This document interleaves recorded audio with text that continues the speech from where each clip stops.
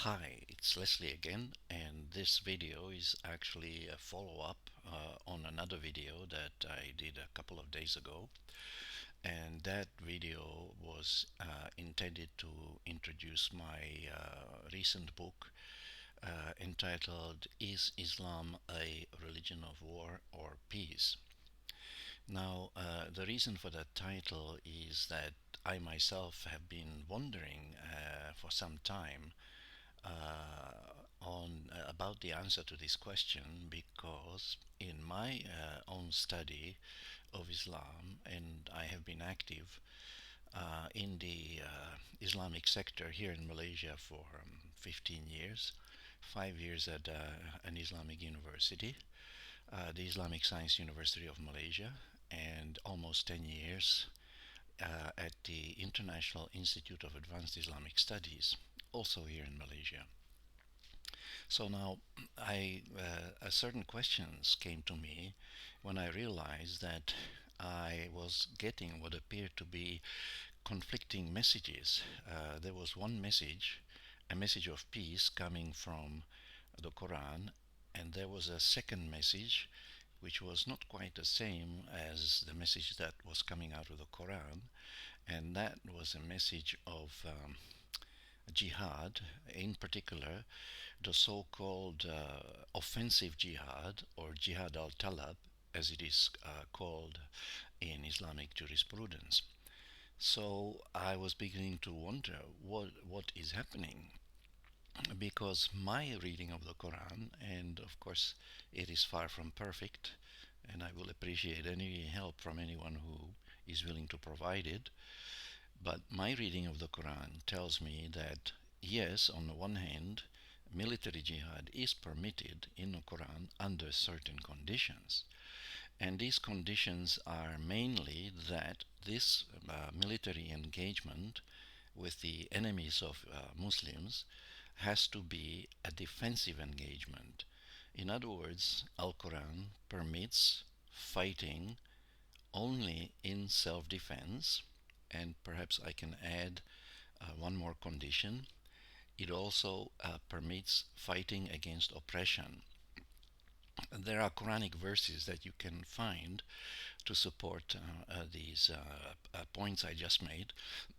But for those who do not have time to perhaps read the whole book, I would recommend a paper by a fellow called Niaz A. Shah, that's Shah. The paper is called The Use of Force in Islamic Law, and the paper has been published by Oxford University Press and republished by the European Journal of International Relations.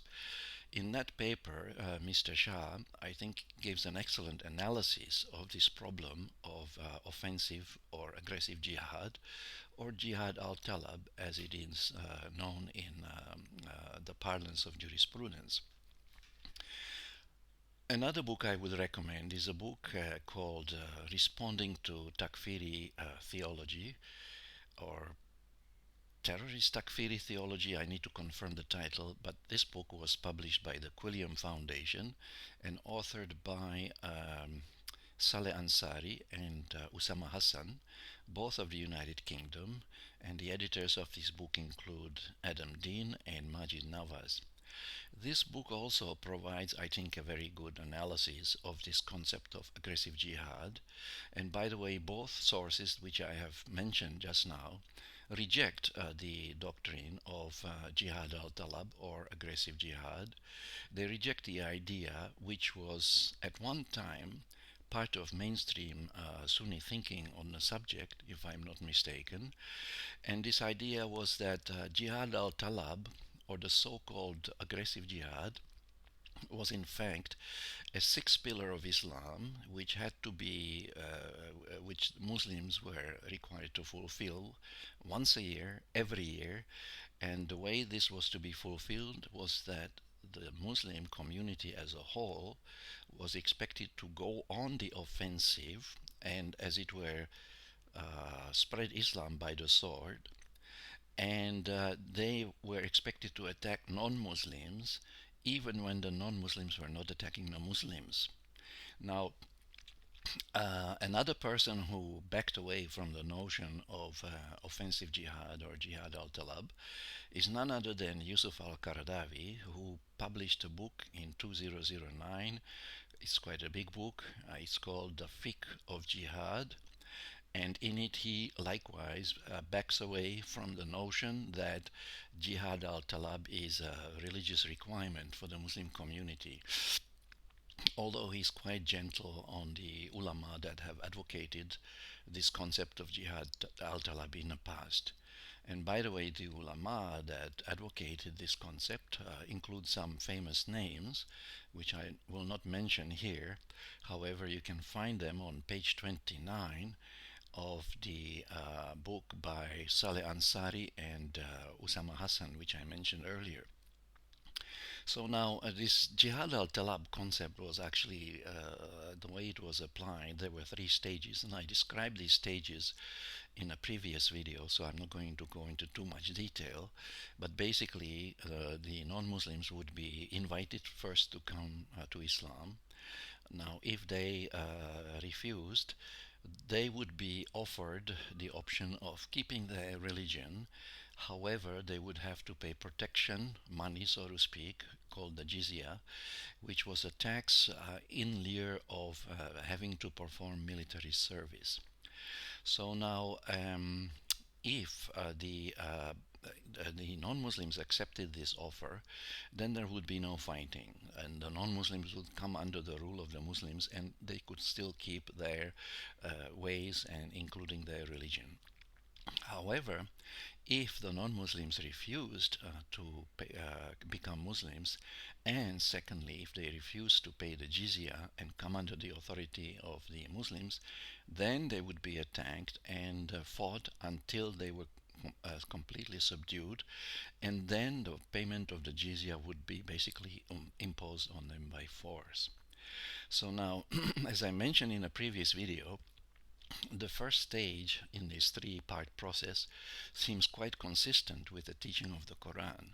However, stages 2 and 3 clearly constitute cases of compulsion, and therefore constitute cases of violation of the injunction in the Quran which says that there be no compulsion in religion. So somebody went overboard here. I am not going to say who. There are many different opinions on this. You can check this for yourself. All I'm saying is that whoever practiced aggressive jihad as a way of spreading Islam crossed the line and in fact transgressed the limits or the hudud of Allah in doing so, because Allah Ta'ala is very clear in the Quran that He does not love aggressors, and that is stated in Surah Al-Baqarah verse 190. So having said this, in this video what I was thinking of doing is to briefly outline the main stages of how this doctrine of Jihad al-Talab became part of mainstream Sunni thinking, at least in the old days. However, I could add that even until today there are people who still believe in this doctrine.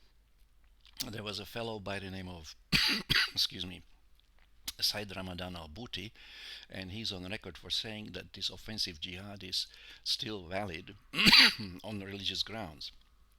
And he actually cites verse 5 of Surah number 9 as proof, because the case for the offensive jihad by the ulama that supported this concept is based on the assumption that this particular verse, perhaps together with one other verse, verse 29, also of Surah number 9, the articulation of the doctrine of Jihad al-Talab is based on the assumption that these two verses, or even just one of them, the first one I mentioned, abrogated or cancelled, rendered null and void no fewer than 120 other verses of the Quran, all of which teach peace and reconciliation.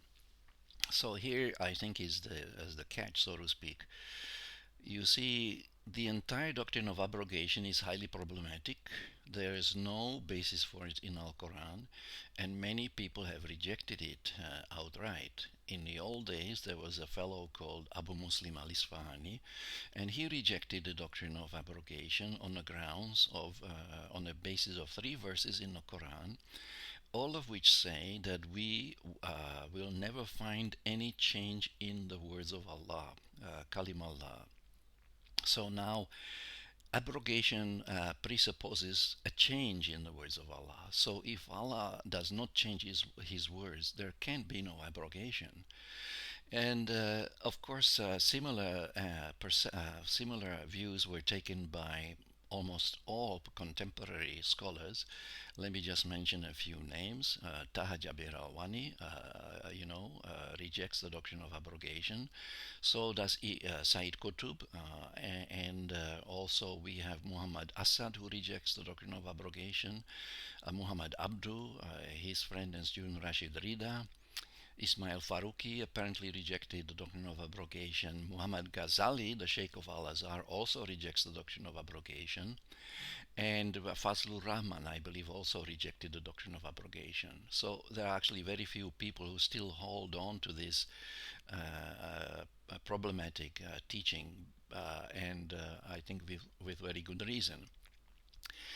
Even Muhammad Asad points out in his comment on verse 106 in Surah Al Baqarah that there is not a single tradition in the entire corpus of the prophetic hadith which endorses the doctrine of abrogation. And besides, there is no agreement among the jurists and the exegetes as to how many verses have been abrogated and which ones.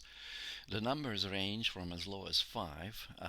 Shah Waliullah, I think, only accepted five cases of abrogation, but they can range up to 500 verses that allegedly were abrogated by other verses of the Quran. So now this is a concept of abrogation, of revelation by revelation, or the abrogation of Quran by the Quran. Of course, the doctrine of abrogation is wider than that, and there's also the notion of the abrogation of Quran by traditions. Now, this is even more problematic because it assumes that the words of a human being or the words of narrators or transmitters have the power to abrogate the words of God. I think this is very, very problematic. However, even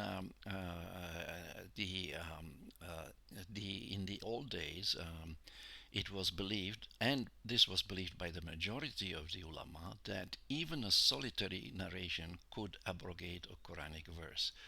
And we have examples of not only abrogate the verse, but even replace the hukum or the ruling in that verse by a ruling drawn from man-made traditions. And we have examples of this, for instance, in the replacement of the rulings in Al-Quran on apostasy and adultery by rulings drawn from traditions. This is another, I think, serious problem in the Sharia, and it requires attention. However, that is not the main point at the moment of my talk, so I would like to return to the main topic. Just like to add one more comment in reference to Yusuf al-Qaradawi's book on the fiqh of jihad. There are some decent book reviews online. One is by Rashid Ghannouchi, the Tunisian scholar, and there's a few others. You can, I think, easily find them by googling the names of the people involved. So now, coming to this question of the process whereby the what we know as the religion of peace, as it is taught in the Quran, was transformed into something other than that, namely a religion of war, according to some ulama from the old days who advocated the doctrine of aggressive jihad. How did this transpire? And I would suggest that there were mainly four stages in this entire process, and I have been addressing this question for some time, and I have 2 or 3 books on the subject already. They are on Amazon.com, and some material may be also found on academia in the portfolio of my papers there. By the way, my papers can also be found on, including a few books on ResearchGate. However, on this platform, my work is displayed under my Muslim name, which is Abdul Karim Abdullah. So now, what were these 4 main stages whereby the religion of peace, as it were, morphed into what some people claim to be is a religion of war? And perhaps I can mention one well-known person who is no longer with us, who stated publicly that, I quote, Islam has always been a religion of war, end of quote. And who was this person who said this? Well, it was none other than Abu Bakr al-Baghdadi, the leader of ISIS, the group in Iraq and Syria that was recently defeated by the coalition aligned against this group. So you see, the view that Muslims, the Muslim community still has this obligation to, as it were, spread Islam by the sword, is still prevalent among some persons, and we need to provide a counter narrative which is based on revelation or the Quran, rather than problematic traditions and problematic methodologies applied to revelation, such as the doctrine of abrogation. So anyway, to come back to the main question, so what were these main stages? Well, as far as I can tell, the first mistake in the whole process, and I'm referring to it as a mistake deliberately, because I think it was a mistake, and this error was basically the subordination of reason to tradition, which happened early in Muslim history, intellectual and political history, and was a result of squabbles between 2 groups of Muslims. On the one hand, the rationalists, who believed in using reason to understand revelation, and on the other, the traditionists, or the Ahlul Hadith, as they were also called, who believed in understanding the Quran through the lens of tradition. In other words, the latter, the Ahlul Hadith, believed that we should follow the understanding of the Quran that they thought was the understanding of the predecessors, the Sahaba and others that came before us. So within this struggle, which by the way was referred to as a battlefield by Taha Jabir Alwani in his book called Reviving the Balance, published in 2017 by the IIIT Institute, and I certainly recommend that book. Taha Jabir Alwani is an Iraqi scholar. He is known as a neo-traditionalist. He was also a Sheikh of Al-Azhar, and also he became later on, I believe, the chairman of the IIIT Institute based in Virginia, USA. The IIIT stands for the International Institute of Islamic Thought. Of course, they have other books there on their website, iiit.org, and there's useful material to be found there. So for those who are interested, they can explore this website and find other interesting material on relating to the subject. So that was the first, as it were, error, the subordination of reason to tradition. In Arabic parlance, it is called the subordination of akal to naqal, of the intellect to the tradition. And according to this perception, you see, we Muslims are required to follow even the weakest tradition, and even when it contradicts reason. In other words, this principle is explicitly asking us to become, so to speak, unreasonable. Now, I don't know about you, but I have certain issues with that. So that if somebody tells me that I should be drinking some camel urine because a tradition says that, but my doctor is telling me don't do it because you could get sick by doing it, who am I going to listen to? Am I going to follow the hadith, recorded more than a millennium ago, and which probably has a status of a hearsay, basically, because the vast majority of the hadiths that came to us, in fact, unfortunately, are not the exact or verbatim words of the Prophet. They are, in fact, paraphrases of what the Prophet allegedly said. So, faced with the choice of following the advice of my doctor and following some unknown not well, not unknown, but poorly known transmitter, what would be the, well, I want to say reasonable choice to make? But the opponents of reason, in fact, don't want me to use reason, so they want me to follow tradition blindly, I suppose. And in fact, there's a name for that, for the blind following of tradition. It is known as taqlid. Unquestioning of tradition is known as taqlid, and a person who does it is known as the mukallid. By the way, I could mention also the work of, one medical doctor who wrote a book called Quran, Bible, and Science, and in it he also says that when he could not find anything contrary to modern science in the Quran, but he did find problematic traditions which conflict with the knowledge that we have from modern science. So, however that may be, the first error, as I mentioned, was the subordination of reason to tradition. The second mistake I would suggest was the elevation of tradition, not just above reason. That is what happened in the first stage. But the second error was the further elevation of tradition, this time to a level of equality with revelation.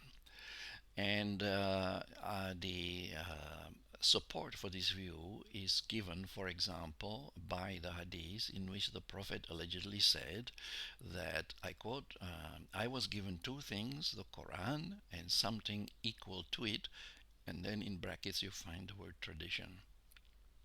End of quote. Now you can find this quotation in quite a number of places, including on the website of Ibn Baz, the chief cleric of Saudi Arabia. I saw it there, and he uses the word equal in his rendition of this particular hadith. Some other writers use the word similar instead of equal, because the Arabic actually says mithlihi, and that implies similarity. So, however that may be, this is the claim that is made by traditionists. However, the Quran claims that there is actually nothing equal, as it were, to the Quran, in a sense that it is considered inimitable, protected, and preserved. And there is nothing even similar to it in that sense. In other words, the revelation of the Quran claims perfection for itself. Now, this is another question that has been discussed by many people. I don't want to go into that, too much at this point in time. I do want to mention the name of the concept that is used to describe this dual revelation, because that's basically what it is. The elevation of tradition to the rank of revelation, and now we have two revelation. That concept is known as the concept of dual revelation, or wahi ain in Arabic. There's a paper by Aisha Musa on academia on the subject of dual revelation, so you may want to have a look at it for those people who have a deeper interest in the subject. So there are some problems with this second step also, because we know, and as Muslims we believe that Allah Ta'ala has no equals. So if He has no equals, can His words have equals, right? So this is, I think, a serious issue. We need to ask ourselves whether the Quran can have an equal, some kind of an equal narrative. And in Sunni Islam, we have 6 books of traditions, which now we are expected to think of as revelation. We need to ask whether the Quran can have any equals without the author of the Quran having some equals. You see what I'm getting at? This is, I think, a very serious problem. and it needs to be addressed. A number of ulama have already stated in our own record for saying that, for example, Taha Jabir al-Wani, that we cannot place the Quran on the same level as, say, Bukhari. And he is also on record for saying that there's a need to come up with a methodology whereby the tradition will be subordinated to revelation, not the other way around. Because that is in fact what happened, and that happened in what I call the third stage of this transformation of the religion of peace into religion of war. Because in the third stage, the tradition was no longer simply treated as an equal of revelation, but was elevated further, this time to a position of a judge of revelation. And the Arabic expression that is used to indicate this relationship between tradition and revelation, the Quran and the Sunnah, that the expression that is typically used is that the Sunnah judges the Quran, or in Arabic, as Sunnah Qadiya ala Quran. Now, once again, this to me is a very problematic hermeneutic proposition, because it elevates the words of human beings above the words of Allah. So, don't you think this is problematic, or maybe actually more than a little problematic? Well, I'm not alone, because there are people who, scholars, Sunni ulama, who agree with this and who openly say this. One of them I have already mentioned, that is Taha Jabir al-Wani, but there's another one. His name is Muhammad Shahrur, and he also expresses serious concern over this elevation of tradition to a judge of revelation. In other words, he also expresses serious concern at what appears to be the subordination of revelation to tradition. In other words, the subordination of the words of God to the words of human beings, to the man-made narrations that we know as the ahadith. So this definitely is a problem. It, of course, didn't just stop there. The process continued, but in the last and fourth stage, what we see is that another contestant for authority, because we are looking at here, what we are really looking at here is a question of authority. What are the authorities, and what is the relationship between them? Now, in traditional Islamic Sunni jurisprudence, for instance, in the thought of Al-Shafi, the Quran is at the top, followed by the Sunnah, which is then followed by Ijma, or the consensus of the scholars, and then that is followed by Ijtihad, or the individual reasoning of the jurist. So now, but what we witness here in the, in the third stage, what we have witnessed was a reversal of the ranking of the Quran and Sunnah, whereby the Sunnah now is elevated above the Quran, and the Quran is subordinated to the Sunnah, at least in exegesis, although in jurisprudence or fiqh, or the science of deriving the rulings or the laws of the Sharia from the source or sources, that ranking is maintained. However, I mean, the supremacy of the Quran over the Sunnah is maintained. However, as Taha Jabir Wani points out, the ulama fell into an inconsistency when, as he puts it, when they asserted that on the one hand, the Sunnah and the Quran are equally authoritative in the Sharia, yet at the same time, they also maintain that the Sunnah is subordinate to the Quran. So the question, the inconsistency I think he is referring to, is the question: how can the Sunnah be equal to the Quran and subordinate to the Quran at the same time? So now make of it what you will, but the last stage of this process was the elevation of this another contestant to a position of authority, which eclipsed, in fact, the authority of all the previous quote-unquote authorities. The authority, if you like, of reason, of revelation, reason, and tradition. And this authority, which eclipsed all three, so to speak, is none other than the ijma or consensus of the ulama. In other words, the ulama become the highest authority in the ranking. And in fact, John Esposito already observed this in one of his essays. He noted that the Quran is interpreted by the Sunnah, the ulama interpret the Sunnah, so in that way they control the interpretation of both the Quran and the Sunnah. In other words, as he put it, I quote, ijma overrules everything. So now, once again, is this, how can I put it, a credible position to take? And let me just add one additional, so to speak, example of how this was expressed in the literature.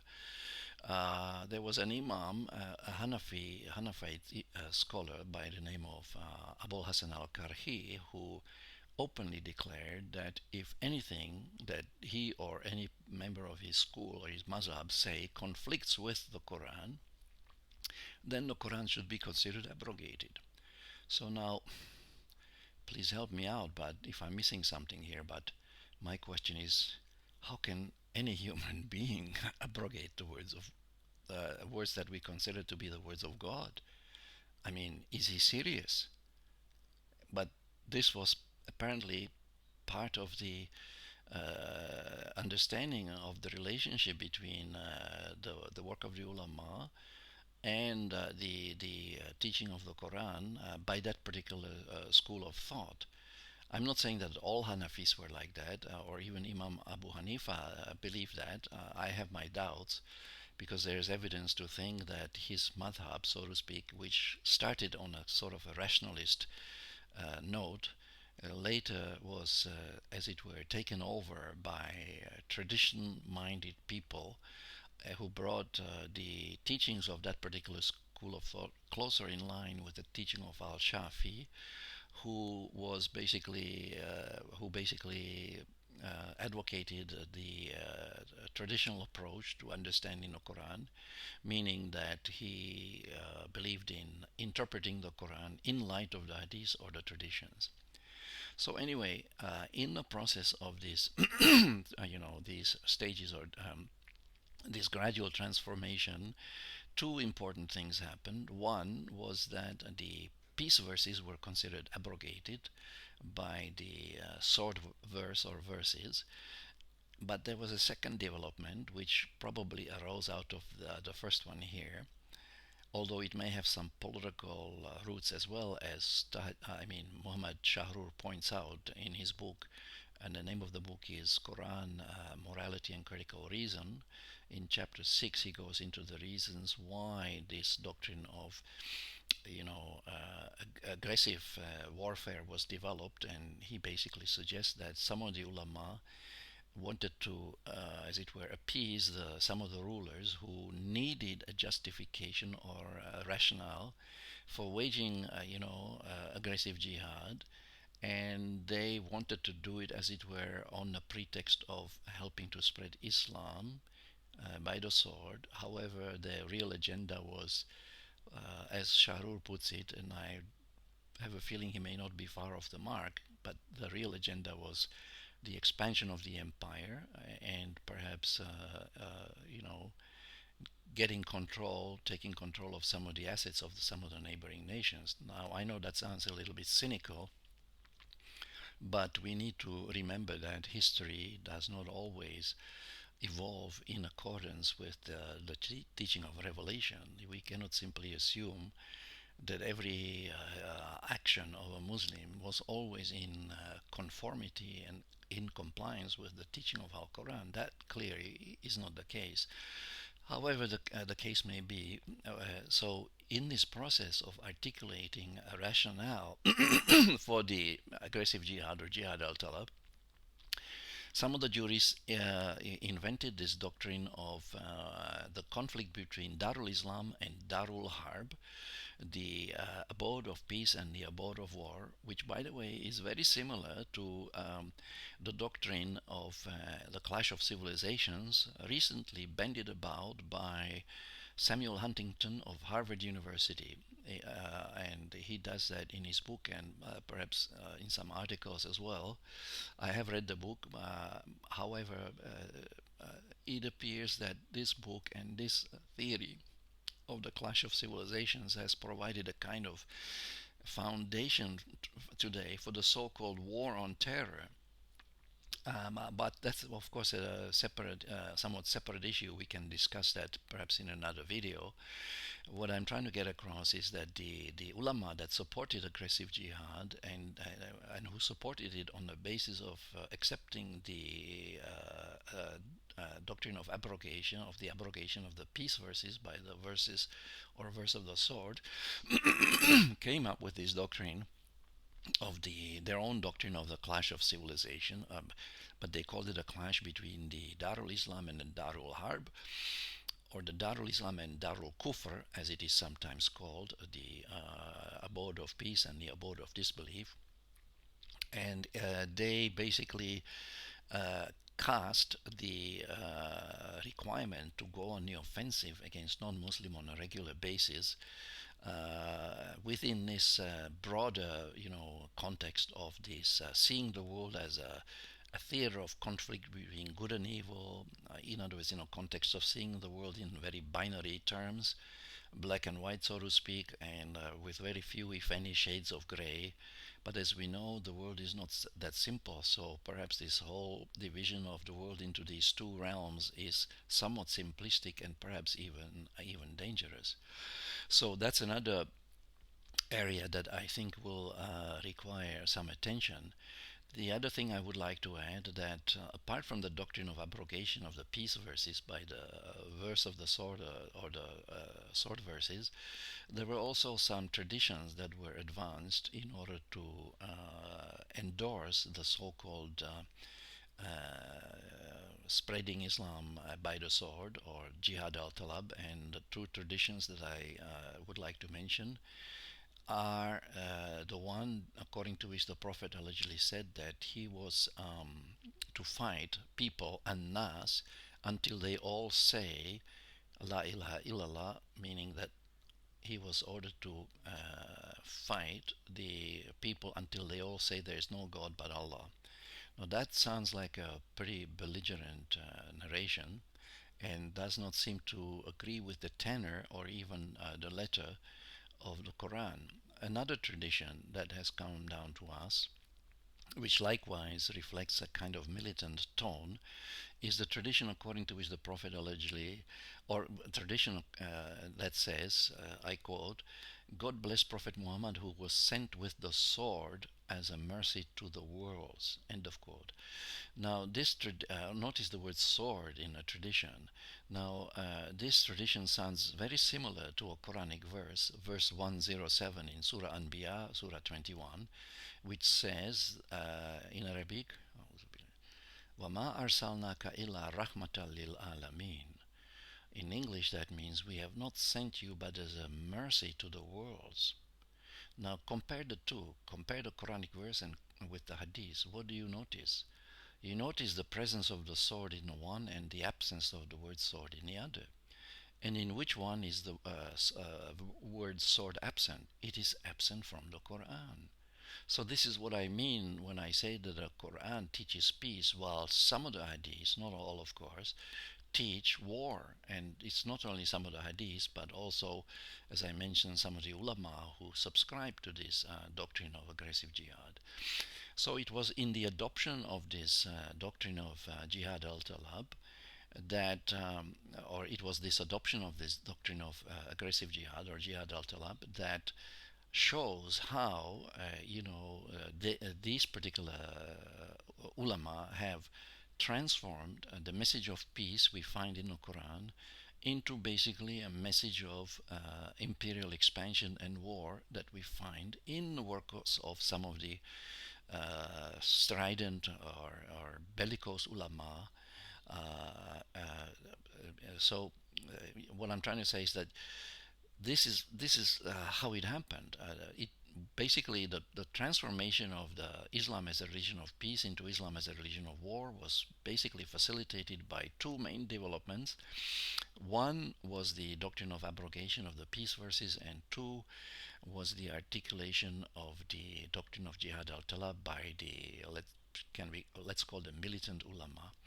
So now I think these developments require attention, and perhaps I could do some additional videos on what we can do about this. Um, in the meantime, I have been invited to present a paper at the Oxford Institute of British Islam. I have sent in a abstract, and they accepted it, and now I'm just waiting to whether they will be able to arrange for my presentation to take place online via Zoom, because I am at the moment I am not in a position to be there in person. So if that transpires, I will be probably presenting some similar ideas at the conference, and hopefully it will come through. But if not, well, there's an old English saying: if at first you don't succeed, try and try again. And inshallah, that's what I intend to do. So thank you very much for your attention. If you have any questions, please write them down in the comments below, and I will see what I can do in order to address any questions or concerns you may have. In the meantime, thank you very much. Until next time, Assalamu alaikum wa rahmatullah wa barakatuh. Thank you.